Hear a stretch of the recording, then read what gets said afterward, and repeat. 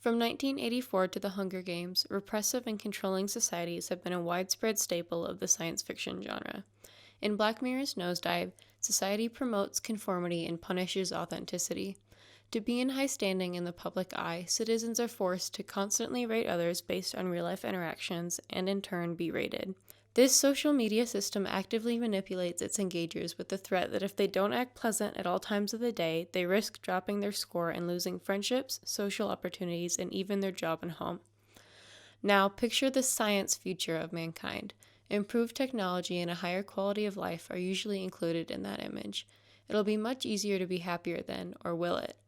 Nosedive gives us a glimpse of that idealized future happiness and shows it might be just as dysfunctional as our past and present problems are. Black Mirror's Nosedive utilizes shot types, environment, and strategic color to portray the emotionally jarring journey resulting from deviation from a conformist society. I'll specifically analyze one of the ending climactic scenes of the episode, so let's jump in. Popular media often teaches us that fitting in is the ultimate goal, one that will bring mental clarity and well-being. Nosedive blatantly opposes this idea through Lacey's environment. She begins on a dirty, obtrusive bus whose rebellion reflects that of the social outsiders inside of it. Emerging from that bus, we're met with a simplicity in this shot not previously found in the episode. The mostly empty frame represents a newfound opportunity for Lacey, while the deep blue of the sky represents the calmness that someone will eventually face once they win their inward battle with conformity. Symmetry has historically been connected to truth and beauty, and Lacey being centered in this shot shows that through social rejection, she's approaching those ideas. Throughout the next few shots, the highway stretches out behind Lacey, winding and disorienting. This tells us that the path of a free thinker is never straight and requires many obstacles to be overcome before they can reach the end of their journey. On each side of the highway, her past and future are laid out in the forms of a suburban neighborhood and a rural field. Her past was full of white picket fences, but also restriction and unhappiness. Her future is scarily uncertain, but offers space and freedom for Lacey to be herself as she continues to break away from societal norms. The cars she hails are all of the same plain white model, and all invisible drivers avoid her pleas for help. This shows that conformity doesn't take kindly to outliers, and the car's representation of that concept show the mental isolation that's often experienced when an individual doesn't fit in.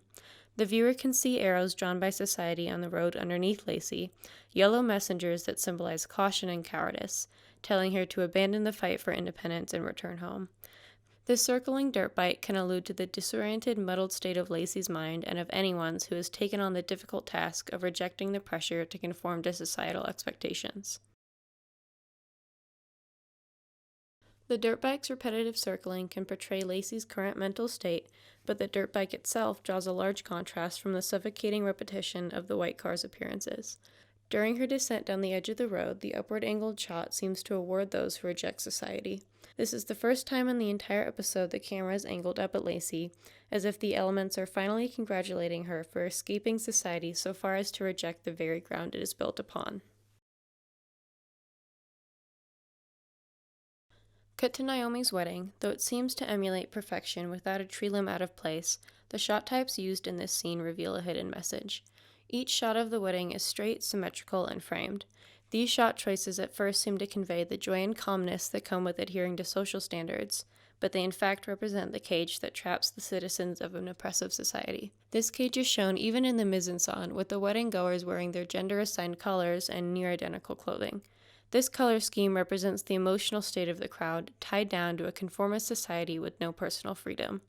All of these cinematic choices combined hint that society rewards you for following protocol, but the individual suffers a loss of self and a disappearance of emotional depth in the transaction.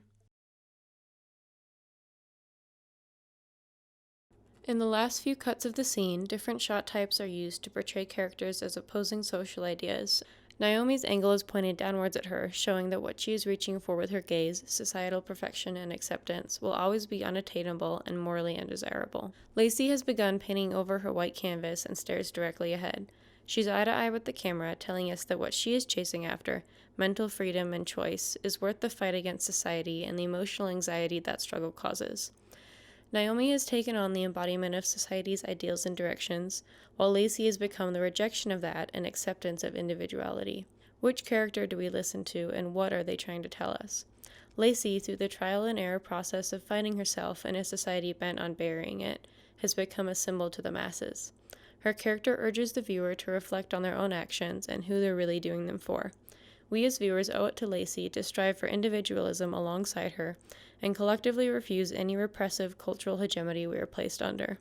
Throughout this scene, we have seen inside the head of a nonconformist's fight for self-acceptance and triumph over social and mental obstacles. It's shown us that the path to individuality is not straightforward, filled with twists and turns, messes, and rejection, but the episode silently applauds those who make it through the nosedive.